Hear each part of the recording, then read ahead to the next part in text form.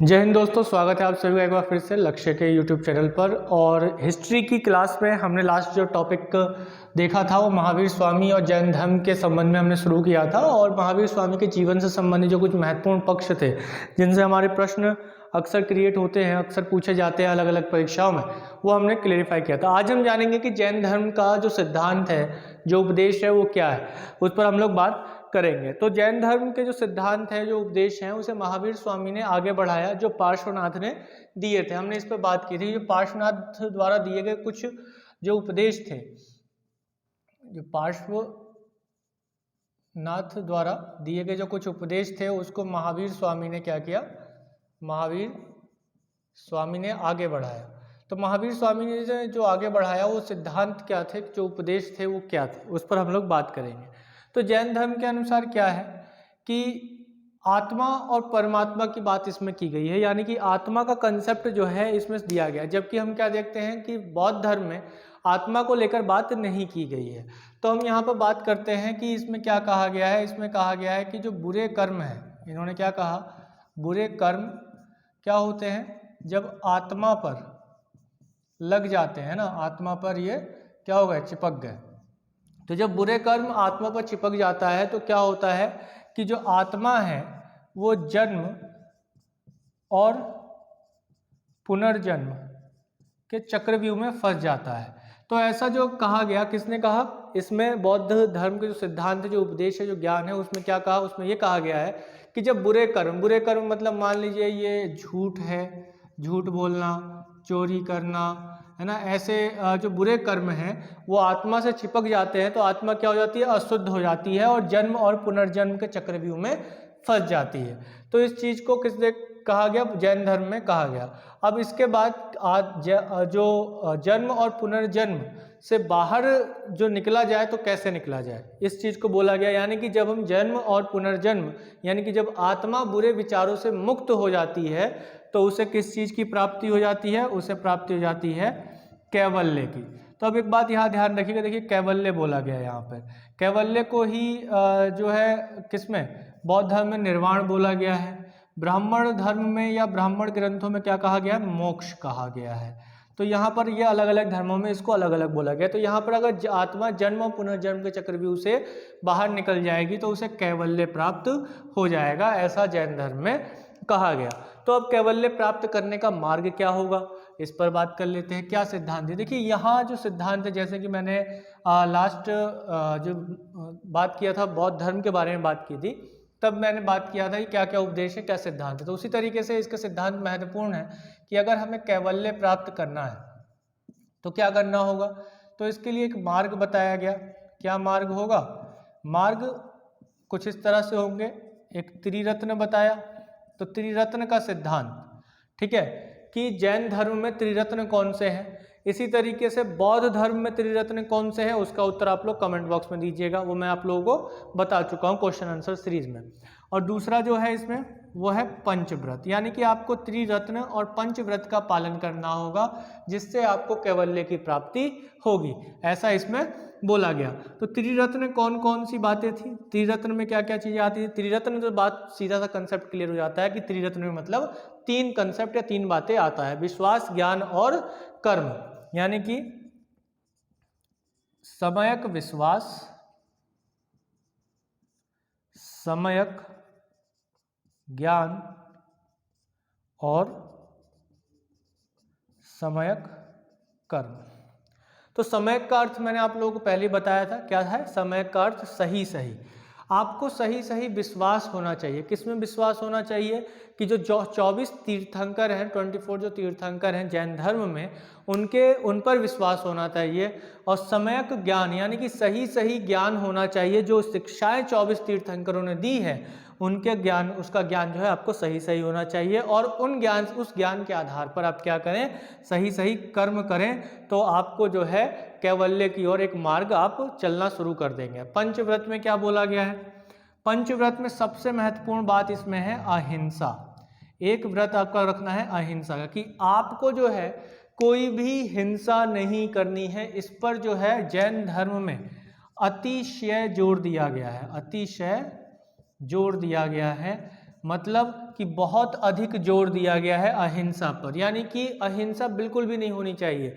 इसीलिए जैन धर्म में क्या है कि कृषि को मना किया गया है कि भैया कृषि करोगे तो क्या होगा कि आप खेत को जोतोगे, जब खेत जोतोगे तो क्या होगा कि भूमि के अंदर रहने वाले जो सूक्ष्म छोटे जीव हैं, कीट हैं या केंचुए हैं, वो सब क्या हो जाएंगे कि हल से कट के मर जाएंगे। तो इससे क्या होगा, हिंसा हो जाएगी। या जो आप पेड़ों से तोड़ेंगे फल को, क्या होगा, तो पेड़ों को भी हानि होगी, तो हिंसा होगी। इनफैक्ट जैन धर्म में ये कहा गया है कि वायु में भी छोटे छोटे कीट होते हैं, तो इनको जो है क्या करना चाहिए, मुख पर बांध कर रखना चाहिए, ताकि जो छोटे कीट हैं वो मुंह में ना चले जाए, उनकी हिंसा ना हो जाए। यानी कि इस पर अहिंसा पर अतिशय जोर दिया गया और कहा गया अहिंसा को आपको करना ही पड़ेगा, इस पर जोर देना ही पड़ेगा। यानी कि आपको कोई ऐसा काम नहीं करना है जिससे किसी को भी हिंसा हो। इनफैक्ट अहिंसा को मानते हुए क्या कहा गया जैन धर्म के अनुसार कि जो निर्जीव हैं उनमें भी इन्होंने आत्मा को देखा। यानी कि एक तरीके से इन्होंने क्या कहा कि उनमें भी आत्मा होती है, उनमें भी पीड़ा होती है। भूमि है तो भूमि को जोतेंगे तो क्या होगा कि भूमि को चोट लगेगी, ऐसा भी इसमें कहा गया। तो अहिंसा पर जो है अतिशय जोर दिया गया, कृषि कार्य पर बल नहीं दिया गया। इसके बाद जो दूसरी बात थी वो थी सत्य। सत्य पर भी बहुत ज़्यादा जोर दिया गया। ये कहा गया कि झूठ बिल्कुल नहीं बोलना है, जो भी बोलना है वो सच बोलना है। बोलने से पहले 7 बार सोचना है कि क्या कहीं मेरे मुंह से ये बात असत्य तो नहीं निकल जाएगी। इसी पर भी जो है अतिशय जोर दिया गया, अहिंसा, सत्य और क्या कहा गया, आचौर्य। आचौर्य की बात की गई। आचौर्य मतलब कि चोरी नहीं करना है किसी भी तरीके से। इसी तरीके से आपने देखा होगा कि जो अहिंसा पर जोर दिया, मतलब कृषि कार्यों में जैन धर्म से संबंधित लोग जो है बहुत कम लगे होते हैं या लगे ही नहीं होते हैं। जैन धर्म के जो लोग होते हैं आपको मुख्यतः जो है व्यापार में संलग्न मिलेंगे, क्योंकि उसमें जो है हिंसा की कोई बात नहीं आती है। सत्य, झूठ नहीं बोलना है, बिल्कुल भी सही सही बोलकर काम करना है। आचौर्य यानी कि चोरी नहीं करनी है किसी भी तरीके से। धन को अर्जित करने के लिए चोरी, या फिर इसके लिए एक और शब्द इस्तेमाल होता है अस्त्य, ठीक है, आचौर्य या अस्त्य, चोरी नहीं करनी है बिल्कुल भी। इसी तरीके से अपरिग्रह, अपरिग्रह ये एक चौथा व्रत इसमें बताया गया, पंचम अपरिग्रह। अपरिग्रह मतलब जितनी आवश्यकता है उतना ही धन अर्जित कीजिए, उससे ज़्यादा धन अर्जित मत कीजिए, क्योंकि उससे ज़्यादा अगर धन लेकर आएंगे तो क्या होगा कि हमारे मन में जो है अलग अलग भावनाएं उत्पन्न होंगी, जिसकी वजह से हम बुरे कर्म करने शुरू कर देंगे। तो अपरिग्रह मतलब कि जितनी आवश्यकता है जीवन को चलाने के लिए उतना ही धन अर्जित करें, गलत तरीके से धन को अर्जित ना करें और एक सीमा से ज़्यादा धन को अर्जित ना करें। तो देखिए ये जो 4 बातें बोली गई हैं, ये जो 4 सिद्धांत दिए थे, ये जो 4 बातें अहिंसा, सत्य, आचौर्य और अपरिग्रह, ये तो पार्श्वनाथ ने दिए थे। किसने? पार्श्वनाथ द्वारा दिए गए सिद्धांत है। लेकिन इसमें जो 5वां व्रत है जिसे हम ब्रह्मचर्य कह रहे हैं, 5वां व्रत क्या है? ब्रह्मचर्य। तो ब्रह्मचर्य जो है वो किसने दिया था? वह दिया था महावीर स्वामी ने। ब्रह्मचर्य किसने दिया था? महावीर स्वामी ने ब्रह्मचर्य के कंसेप्ट को यहाँ पर दिया था। तो 5 व्रत कौन कौन से? अहिंसा, सत्य, आचौर्य, अपरिग्रह और ब्रह्मचर्य। ब्रह्मचर्य जो है महावीर स्वामी ने ऐड किया, जबकि शुरू के जो 4 हैं अहिंसा, सत्य, आचौर्य और अपरिग्रह, ये पार्श्वनाथ द्वारा दिया गया सिद्धांत है। और पार्श्वनाथ जो है जैन मतों के अनुसार 23वें तीर्थंकर हैं और महावीर स्वामी 24वें तीर्थंकर हैं। तो इस चीज़ को हमने देखा कि कैवल्य प्राप्त करने के लिए जो मार्ग हैं वो 2 मार्ग हैं आपके पास, एक तो त्रिरत्न का मार्ग है और एक पंचव्रत का मार्ग है। त्रिरत्न में सम्यक विश्वास, सम्यक ज्ञान और सम्यक कर्म की बात की गई है, और पंचव्रत इन 5 व्रतों को धारण करना होगा। इसमें भी ये बात बोला गया है कि कैवल्य प्राप्त करने के लिए जो है ब्रह्मचारी होना आवश्यक है, इस बात को बोला गया, यानी ब्रह्मचर्य का पालन करना आवश्यक है। महावीर स्वामी ने क्या बोला कि कैवल्य की प्राप्ति के लिए ब्रह्मचर्य होना आवश्यक है, तो ब्रह्मचारी होना आवश्यक है। इसमें भी इन जो पंचव्रत हैं, इन पंचव्रतों में भी जो है हम देखते हैं, या इस मार्ग में भी 2 बातों को बताया गया है, अणुव्रत और महाव्रत। अगर हम व्रत की बात करें तो ये व्रत भी जो है 2 भागों में बटे हुए हैं, एक को अणुव्रत कहा गया है और एक जो है वो पंचव्रत है ही है, ठीक है। तो जो अणुव्रत है इसमें अहिंसा आ जाती है, अहिंसा, सत्य, औचौर्य। ध्यान से देखते रहिए, चीज़ें बस केवल स्टैटिक्स होती हैं और अगर आपने समझ लिया कंसेप्ट को तो ये क्वेश्चंस में आराम से पूछा जाए। कई बार पूछा गया कि अणुव्रत किस धर्म से संबंधित है, तो जैन धर्म से संबंधित है। इस प्रश्न को कई बार पूछा गया है। चीज़ों को समझ लीजिए। नॉर्मल पंचव्रत को पूछा गया, त्रिरत्न में क्या है, जैन धर्म में क्या है, बौद्ध धर्म में क्या है, त्रिरत्न में। तो त्रिरत्न में बौद्ध धर्म में क्या है, ये आपको कमेंट बॉक्स में देना है आंसर, याद रखिएगा। तो अहिंसा, असत्य, औचौर्य और अपरिग्रह, ये तो हो गए अणुव्रत। इनको कहा गया अणुव्रत यानी कि छोटे व्रत, इसमें ब्रह्मचर्य नहीं होगा। और ये उनके लिए बताया गया जो कि गृहस्थ जीवन यापन करते हैं। कौन?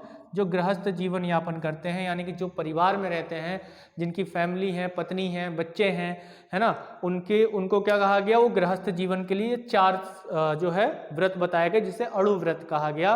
और ये कहा गया कि जो इन 4 को, केवल इन 4 को ही फॉलो करता है, उसको जो है कैसा कैवल्य प्राप्त होगा, आंशिक कैवल्य प्राप्त होगा। कैसा कैवल्य? आंशिक कैवल्य, यानी कि पूर्ण मोक्ष की प्राप्ति नहीं होगी, थोड़े से मोक्ष की प्राप्ति होगी। अब भाई वो थोड़ा सा मोक्ष या थोड़ा सा कैवल्य कैसा होगा वो तो किसी को नहीं पता, लेकिन फिलहाल यहाँ पर क्या बोला गया कि जो गृहस्थ जीवन में है और उसने इन 4 व्रतों का पालन किया है, तो उसको केवल आंशिक कैवल्य की प्राप्ति होगी। पंचव्रत में आप सभी जानते हैं कि जो अहिंसा है, सत्य, फिर औचौर्य,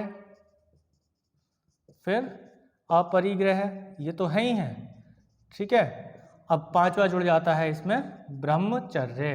तो जो ब्रह्मचर्य है, तो ये जो 5 हैं, ये किसके लिए है? ये उनके लिए है जो सब कुछ त्याग कर भिक्षु बन जाते हैं, यानी कि जैन मुनियों के लिए। जो जैन मुनि हैं उनके लिए ये बताया गया कि इन 5 व्रतों का पालन कीजिए और आपको क्या होगा, कैसा कैवल्य मिलेगा? पूर्ण कैवल्य की प्राप्ति होगी। कैसे कैवल्य की? पूर्ण कैवल्य की प्राप्ति होगी, आंशिक कैवल्य की नहीं, यानी कि पूर्ण रूप से मोक्ष की प्राप्ति हो जाएगी, इस चीज में बोला गया। और इसमें भी अगर पूर्ण कैवल्य प्राप्त करना है तो इन 5 व्रतों का तो पालन करना होगा। अभी और कुछ पॉइंट्स इसमें आपको देखने होंगे, जैसे मैं इसे रफ कर देता हूँ, मिटा देता हूँ, आप लोग नोट डाउन कर लिया होगा आप लोगों ने। चलिए, तो इसके बाद पूर्ण कैवल्य की अगर हम बात करें तो ये 5 व्रत तो पालन करना ही पड़ेगा, है ना। 5 व्रतों को पूर्ण कैवल्य की प्राप्ति करनी है तो क्या करना होगा? इन 5 व्रतों को तो पंचव्रत तो करना ही होगा, प्लस क्या? संथारा या कायाकलेश संलेखना पद्धति, संथारा या संलेखना पद्धति, संलेखना पद्धति को फॉलो करना होगा। ये क्या है? संथारा या संलेखना जो पद्धति है, इसका मतलब क्या हो गया कि आपने अपने जीवन के सभी कार्यों को कर लिया है और जीवन के अंत में क्या करना है? इच्छा से, अपनी इच्छा से देह त्याग करना है। देह त्याग इच्छानुसार, इच्छानुसार कैसे होगा? मतलब कि आप क्या करेंगे कि संलेखना या संथारा पद्धति में क्या होता है, अक्सर ये न्यूज़ में बना हुआ है और कई बार इसको पूछा भी गया कि संलेखना या संथारा पद्धति किस धर्म से संबंधित है, तो ये आ जाता है आपके जैन धर्म से संबंधित है, क्योंकि इसको एक तरीके से आत्महत्या के रूप में भी लिया गया है कई बार। कैसे? और आत्महत्या हम जानते हैं IPC 309 में अपराध है, हमारे यहाँ, हमारे देश में अपराध है। तो इसको कैसे आत्महत्या के रूप में देखा गया है? ये इस रूप में देखा गया है कि देह त्याग करना इच्छानुसार, यानी कोई व्यक्ति जो अब नहीं जीना चाहता है, यानी कि एक तरीके से उसने अपने सभी कार्य पूरे कर लिए हैं और वो चाहता है कि उसे अब पूर्ण कैवल्य मिले, तो क्या करेगा कि अपने आप को एक कमरे में बंद कर लेगा, कुछ खाना पीना सब बंद, सब कुछ बंद कर देगा और एक समय बाद क्या हो जाएगी, उसकी मृत्यु जो है अपने आप ही हो जाएगी। तो यहाँ पर एक तरीके से क्या कहा गया, इसे आत्महत्या के रूप में भी देखा गया, लेकिन बाद में उच्चतम न्यायालय ने ये कहा कि ये जो है जैन धर्म का एक अनिवार्य अंग है, तो इसीलिए जो है इसको हम आत्महत्या के रूप में मान्यता नहीं देंगे, यानी कि आत्महत्या नहीं होगी। क्लियर है?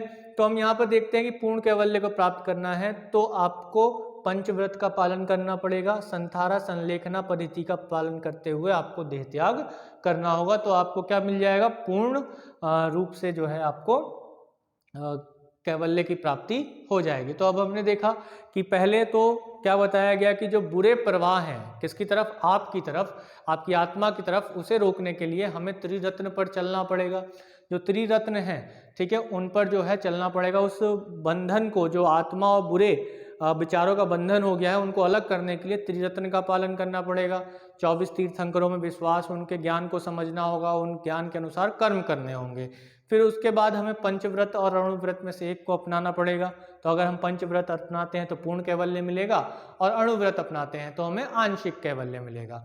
तो ये कंसेप्ट जो है बौद्ध धर्म, सॉरी माफ कीजिएगा, जैन धर्म में समझाया गया है। तो इसके साथ ही हम देखते हैं कि जो जैन धर्म के संप्रदाय हैं, उन वो दो संप्रदाय जिसे हम कहते हैं एक श्वेतांबर और एक दिगंबर, इस चीज़ को देखते हैं। तो एक और बात मैं यहाँ पे थोड़ा सा बता देता हूँ कि संथारा और संलेखना पद्धति से देह त्याग करने का जो कंसेप्ट है वो एक मगध के जो एक प्रमुख शासक रहे चंद्रगुप्त मौर्य, उनमें देखने को मिलता है। या एक प्रश्न ये कई बार पूछा गया है कि मौर्य वंश के कौन से शासक थे जिन्होंने जो है जैन परंपरा के संलेखना पद्धति से अपना देह त्याग किया था।